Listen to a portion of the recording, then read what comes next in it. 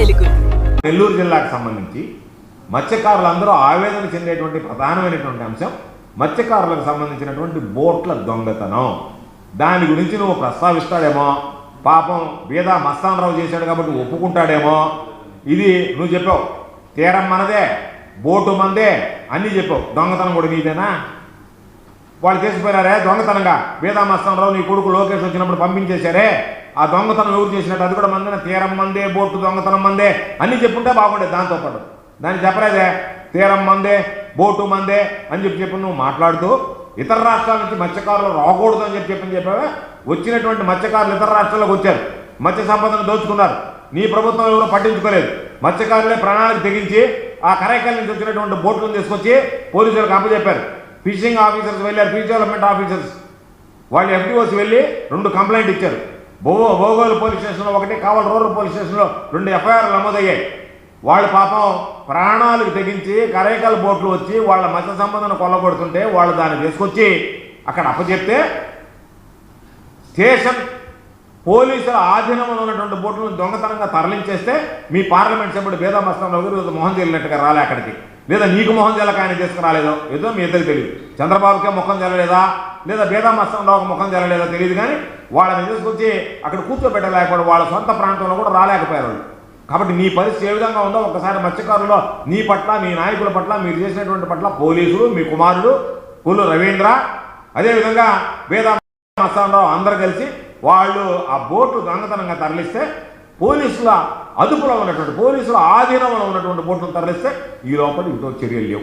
ఇప్పటివరకు చర్యలు లేకుండా మరలా దాన్ని సమర్థించుకునేటువంటి విధంగా నువ్వు మాట్లాడేటువంటి ప్రయత్నం చేస్తున్నావు. బీదా మస్తానరావుకి సంబంధించి, ఆ పోలీస్ షెడ్కి సంబంధించి, వాళ్ళకు ఉన్నటువంటి మొత్తం, ఆ ఓనర్ అశోక్కి సంబంధించినటువంటి మొత్తం, వాటికి సంబంధించినటువంటి కాల్ డేటా అంతా పెట్టినా సరే దాని మీద ఎక్కడ ఒక కేసు నమోదు చేయడం కానీ, బోట్లు పట్టుకొచ్చినటువంటి కేసు నమోదు ఏంది, బోట్లు దొంగతనంగా తరలించి వెళ్ళిపోయినటువంటి వ్యక్తుల మీద ఒక FIR నమోదు చేయాలా లేదా క్రిమినల్ చర్యలు తీసుకోవాలనేటువంటి ఆలోచన చేయకుండా ఈరోజు వాళ్ళకి సంబంధించినటువంటి దాంట్లో ఏదో కొంతమంది పోలీస్ ఆఫీసర్లను మొక్కుబడిగా నేను పంపించేశాను అయిపోయింది అన్నట్టుగా నువ్వు వ్యవహరిస్తున్నటువంటి తీరు ఏదైతే ఉందో ఇది నిజంగా దౌర్భాగ్యమైనటువంటి విషయం.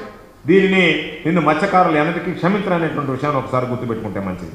కాబట్టి ఏదైనా వీటికి సంబంధించి ఒక్కడినైనా అరెస్ట్ చేసావా, పోలీసులు సీజ్ చేసినటువంటి దాన్ని తీసుకెళ్తే దాని గురించి లేకుండా ఈరోజు మీరు చెప్పేదంతా ఎంత గతి తప్పి మాట్లాడుతున్నావు చంద్రబాబు.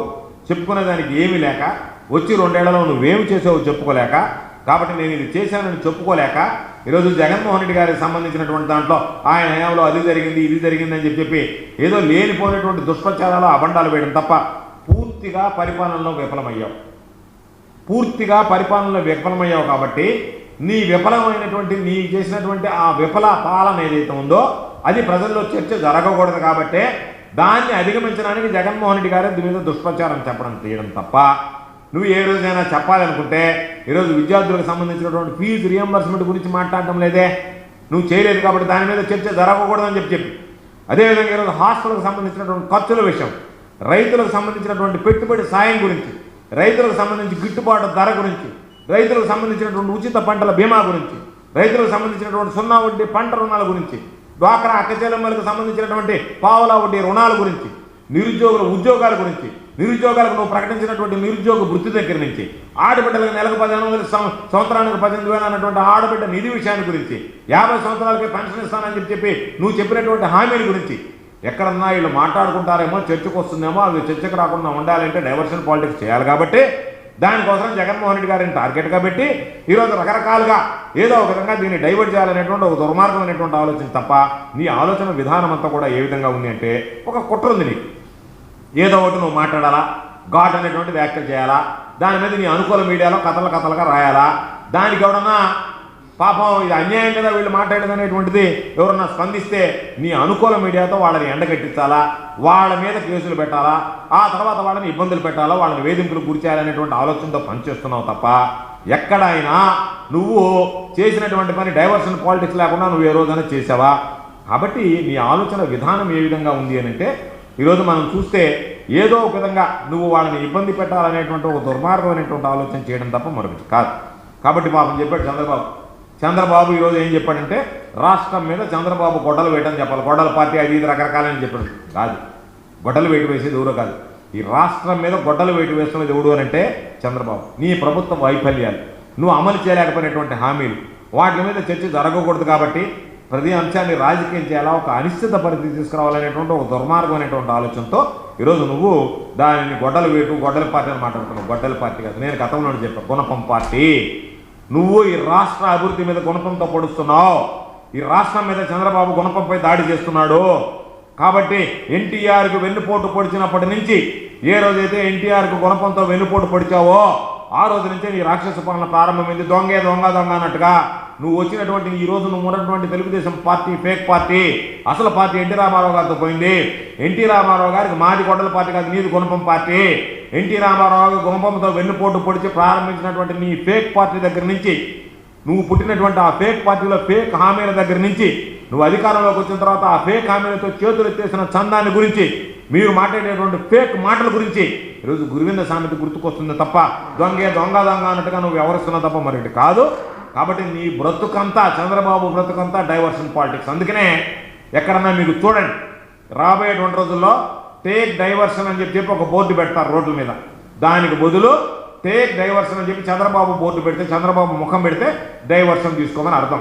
కాబట్టి రాబోయే రోజుల్లో డైవర్షన్కి ఒక సింబల్గా నిలిచేటువంటి పరిస్థితి నీకు తయారైంది, నీకు దాపురించింది. చంద్రబాబు నాయుడు ముఖం ఉందంటే టేక్ డైవర్షన్ అన్నట్టుగా. కాబట్టి డైవర్షన్ పాలిటిక్స్లో ఉన్నటువంటి నువ్వు అధికారంలోకి వచ్చినప్పటి నుంచి అభివృద్ధి చేయలేక, ప్రజలకు ఇచ్చినటువంటి హామీలు నిలబెట్టుకోలేక, నిరంతరమైనటువంటి ఆరోపణలు చేస్తూ విషపు రాజకీయ ఎత్తుగడలతో నువ్వు సాధించింది ఏదైందంటే ఏమీ లేదు, శూన్యం. ప్రజలను మోసం చేయడం, నువ్వు దండుకోవడం, కోట్లాది రూపాయలు దండుకోవడం, దాంతో నువ్వు భోగభాగ్యాలు అనుభవించడం తప్ప. కాబట్టి నీ వైఫల్యాలను కప్పిపుచ్చుకోవడానికి డైవర్షన్ డ్రామాలు ఆపెట్టి నువ్వు చెప్పినట్టుగా చంద్రబాబు మీ పార్టీ మా పార్టీ ఒకటి కాదు. Both are not same. Chandrababu Naidu garu గుర్తుంచుకోండి. ఎందుకంటే తెలుగుదేశం పార్టీ పుట్టింది ఎక్కడ? వైస్రాయ్ హోటల్లో. వెన్నుపోటు, దగ, వంచన, మోసము, దారుణమైనటువంటి వాటితో పుట్టినటువంటి పార్టీ మీ పార్టీ. మా పార్టీ మహానేత వైఎస్ రాజశేఖర రెడ్డి గారి ఆశయాల సాధన కోసం జగన్మోహన్ రెడ్డి గారు స్థాపించినటువంటి పార్టీ. అందుకే ఒక మోసంతో, కుట్రతో, దగాతో, నయ వంచలతో, వెన్నుపోటుతో పడినటువంటి పార్టీ మీది. ఒక ఆలోచనతో, ఒక బలమైనటువంటి ఆశయ సాధన కోసం పుట్టినటువంటి పార్టీ వైఎస్ఆర్ కాంగ్రెస్ పార్టీ. కాబట్టి మీ పార్టీ మా పార్టీ ఎప్పుడు బోత్ ఆర్ నాట్ సేమ్ అనేటువంటిది గుర్తుపెట్టుకుంటే మంచిది. కాబట్టి ఈరోజు చంద్రబాబు నాయుడిని చూస్తే సాగర్ డిఫెన్స్ విషయంలో ఏం మాట్లాడకుండా, బోట్ల దొంగతనం గురించి ఏం మాట్లాడకుండా, మత్స్యకారులకు సంబంధించినటువంటి వాళ్ళ వ్యతల గురించి ఏం మాట్లాడకుండా వెళ్ళిపోయాడు. కాబట్టి చంద్రబాబు నాయుడు కోతల రాయుడు, గుర్తుంచుకో. రేపు ఏ రోజు ఎన్నికలు వచ్చినా సరే మత్స్యకారులు నీకు వాతలు పెట్టడానికి సిద్ధంగా ఉన్నారని చెప్పి కోతల రాయుడు చంద్రబాబుకి వాతలు పెట్టడానికి మత్స్యకారులు సిద్ధంగా ఉన్నారు. ఈరోజు నీ మాటలని విన్నారు. సాగర్ డిఫెన్స్లో నువ్వు మాట్లాడినటువంటి విధానం చూశారు. ఎక్కడా కూడా ఈరోజు బోట్ల దొంగతనాన్ని గురించి మాట్లాడకుండా ఈరోజు ఎంతో ఆస్తో సాగర్ డిఫెన్స్ ప్రైవేటీకరణ రద్దు చేస్తావు, బోట్ల దొంగతనానికి సంబంధించి కేసులు నమోదు చేసి వాటి మీద చర్యలు తీసుకుంటాం అనేటువంటి స్పష్టమైనటువంటి హామీ ఇస్తామని చెప్పి వాళ్ళు వస్తే వచ్చినటువంటి నీ పార్టీకి సంబంధించినటువంటి సానుభూతి పరులు కూడా నీకు చీకొట్టేటువంటి పరిస్థితి ఏర్పడింది. కాబట్టి మీ వయస్సు, మీ హోదా గుర్తుంచుకో. పిచ్చి మాటలు, విమర్శలు మానుకుంటే మంచిదని చెప్పి నీకు తెలియజేస్తూ మీకు మరలా చెప్తున్నాం. చంద్రబాబు నాయుడు ఈరోజు వచ్చినటువంటి విషయంలో మత్స్యకారుల యొక్క మనోభావాలు గాయపడ్డాయి, దెబ్బతీసేటువంటి వ్యవహరించారు. కాబట్టి మత్స్యకార సమాజం చంద్రబాబు నాయుడిని క్షమించదనేటువంటి విషయాన్ని ఈ సందర్భంగా నేను స్పష్టం చేస్తాను. మీరు చూస్తున్నది time line Telugu digital network. సమాజం కోసం సరికొత్త ఆలోచన.